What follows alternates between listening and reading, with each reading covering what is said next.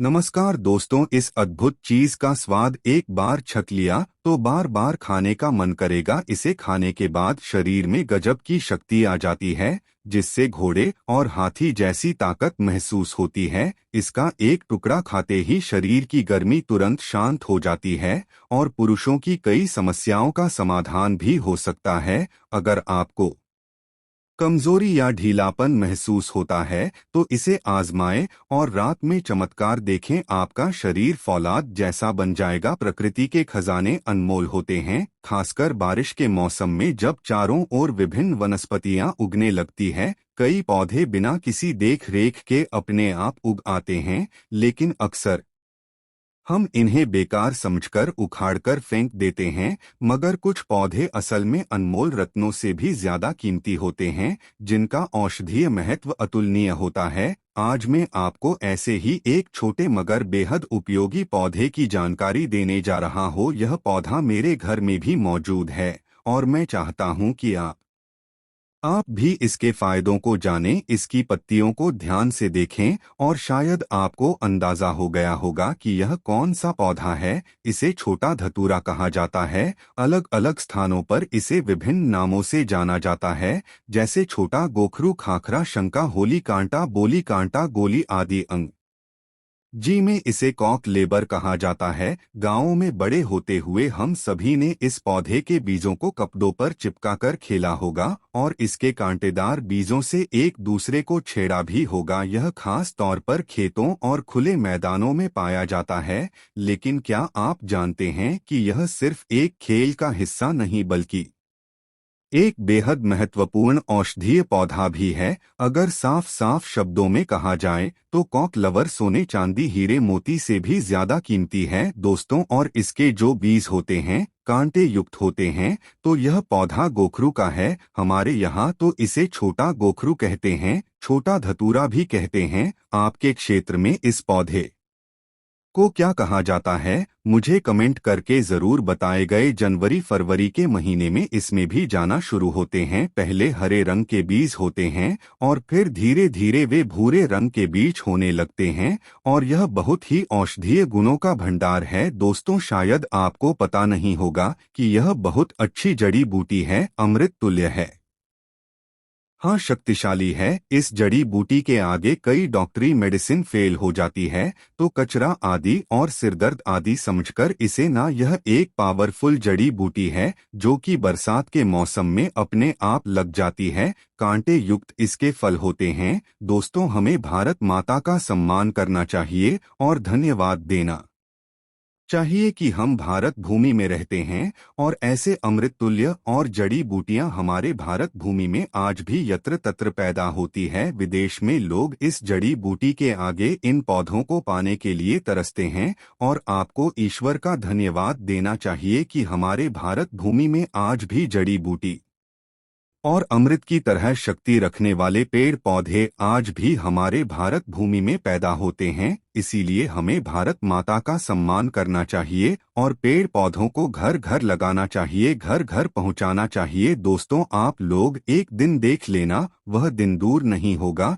जब लोग पेड़ पौधों को गले लगाएंगे, जर्दी मूर्तियों को गले लगाएंगे और अंग्रेजी दबाव को छोड़ देंगे। यह दौर जल्द आने वाला है, क्योंकि जड़ी बूटियों में अमृत होता है, साक्षात देवी देवताओं का वास होता है। अंग्रेजी दवा शरीर को सही तो जल्दी कर देती है, पर बाद में बहुत शरीर अंग्रेजी दवाइयों के सहारे ही चलता है। ऐसी दवा शरीर को जीते जी मार देती है, लेकिन पेड़ पौधों से निकला तो शरीर को बना देता है, ताकतवर बना देता है। बुढ़ापे में भी जवानी की शक्ति रहती है। तो चलिए मैं आपको बताता हूँ कि किन किन बीमारियों में यह फायदेमंद है। देखिए, इसकी पत्तियों को पीस करके इसका रस यदि आप अपने बालों पर लगाते हैं, मान लीजिए आपके सिर पर बहुत बाल नहीं है, गंजापन आ गया है, आप देखेंगे नए बाल उगना शुरू हो जाएंगे।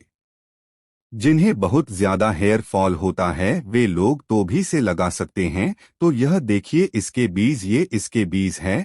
यह छोटा धतूरा दो दोस्तों आप देख सकते हैं, सूखने पर यह कुछ इस कलर का हो जाता है, जिसे हम लोग यहाँ पर छोटा गोखरू भी कहते हैं। इसके पत्तों को देखकर अंदाजा लगाइए, और कई लोग इसे खाखरा शंका होली कहते हैं, कॉक लवर के करते हैं। इसके बीज होते हैं, बहुत कंटक युक्त होते हैं, इसलिए तो कपड़ों पर चिपक जाते हैं। खासकर मैदानी इलाकों में खुले स्थान पर यह पौधा अपने आप ही उग जाता है। वर्षा ऋतु में यह अपने आप उगने वाला पौधा है। सड़कों के किनारे, मैदानी इलाकों में पानी से भरी हुई कई जगह पर यह बहुत आसानी से लग जाता। यह पौधा अपने आप ही लगता है। यदि इसके पत्तों को पीसकर 2 से 3 बूंद इसके रस को दही के साथ लेने से बवासीर में बहुत आराम मिलता है। अक्सर मौसम बदलते ही सर्दी खांसी बच्चों को बड़ों को हो जाती है, तो इसके पत्तों को छाया में सुखा लें दूध के साथ। जी हाँ, इसके पत्तों को छांव में सूखने के बाद पी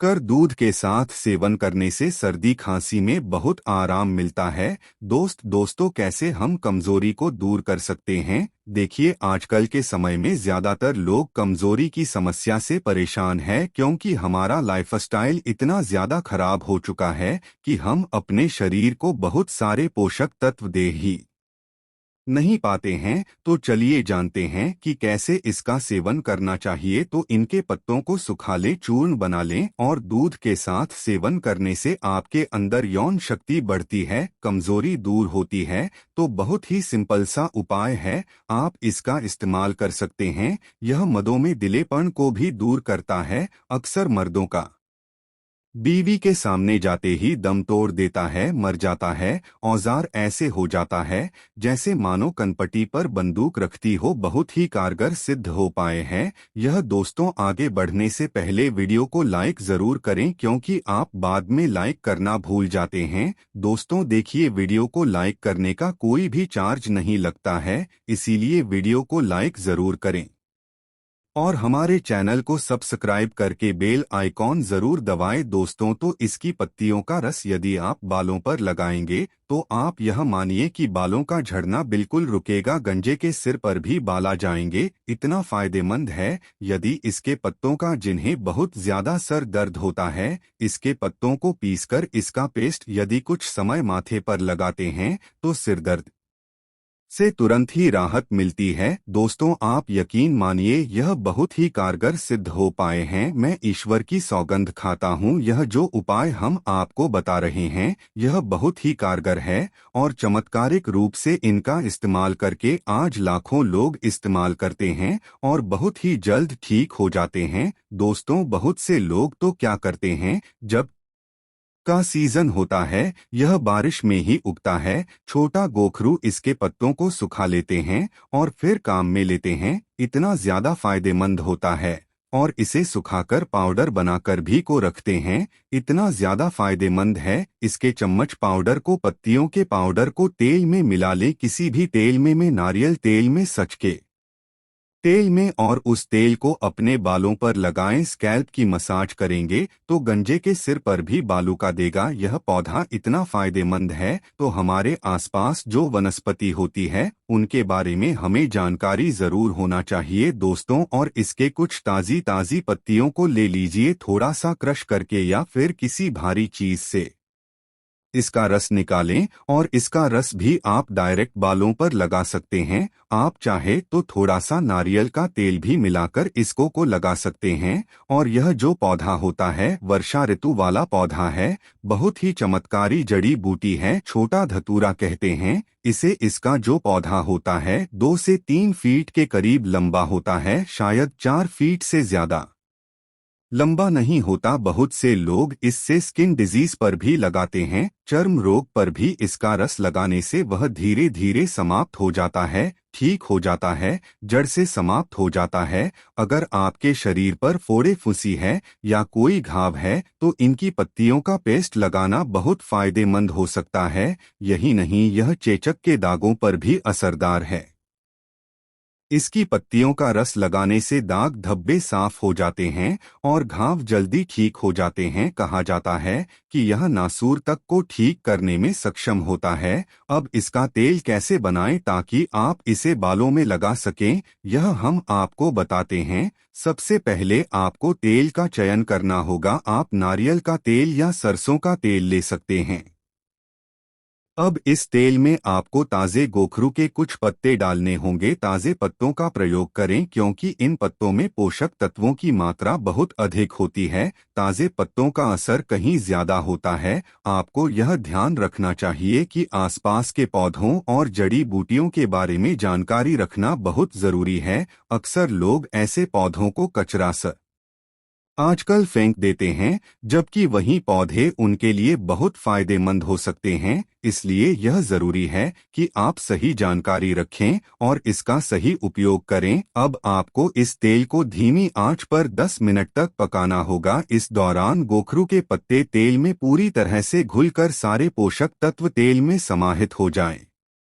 आएंगे बहुत से लोग इसे जहरीला मानते हैं, लेकिन यह बिल्कुल सुरक्षित है जब सही तरीके से उपयोग किया जाए। पत्तियों को तेल में डालने के बाद यह तेल बालों के लिए बहुत प्रभावी साबित होगा। आप नारियल का तेल या सरसों का तेल किसी भी एक का चुनाव कर सकते हैं। ध्यान रखें कि पत्तियां ताज़ी होनी चाहिए क्योंकि ताजगी में पोषक तत्वों की पूर्व मात्रा होती है। ताजे पत्तों से तेल बनाकर आप इसका इस्तेमाल कर सकते हैं। जब तेल पक जाए तो आप इसे बालों की जड़ों में अच्छे से मसाज करें। इससे बालों का झड़ना रुक जाएगा और नए बाल उगने लगेंगे। इस तेल से बालों की मजबूती में भी वृद्धि होगी और यह गंजेपन को दूर करने में भी मदद करेगा। आपको खुद अंतर महसूस होगा और बालों में बढ़ोतरी देखेंगे। आप चाहे तो सीधे पत्तियों का पेस्ट भी लगा सकते हैं या फिर इस तेल का इस्तेमाल कर सकते हैं। यह एक बहुत प्रभावी और सिद्ध उपाय है।